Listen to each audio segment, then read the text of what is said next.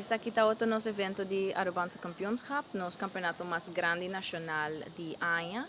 É um campeonato hobby importante para todos os deportistas de turnos age groups, para apresentar tudo o que a Wadu trabalha em AIA, o progresso de vários deportistas, iniciação de algum deportista novo e também para showcase para a gente Aruba o deporte aqui sina bonita que está artistic swimming.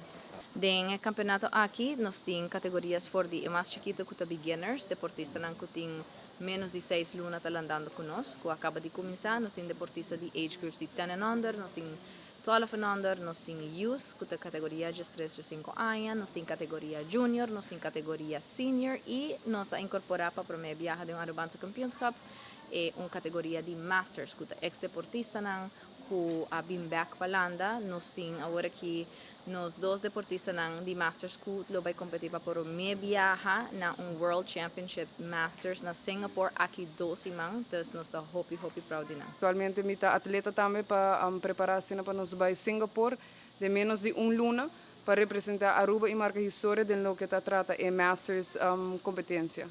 Então, agora que apesar de estar base com coach muito não, nós temos training à parte, a mim é outro assistant coach, essa na Kaylee Dider. Caminho com nosso treino mainta condição de setor para nuebor depois nós estava gym e depois nós estava back then pool for de Jesus ori merdia ter com 3 horas para nos preparar nos mês para depois ainda vai hora que muito não chega nós está for de pool para se nós por atender nos atleta não so nós temos full preparação agora aqui começando outra semana nós começa a treinar tour dia for de setor mainta ter com Jesus ori merdia para se nós por vai na nós melhor para nós também preparar para se nós vai a Singapura dia 24 horas aqui. Como o sentimento está para representar Aruba na Singapura? É sentimento bem mixto. Me mês tem 19 anos assim praticar o deporte de artistic swimming.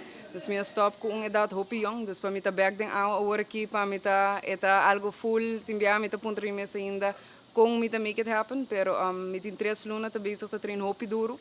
Dus é sentimento seguro, hopi mixto, pero hopi orgulhoso também de poder representar Aruba e marcar a história de evento assim grande para o que é Aquatics Federation.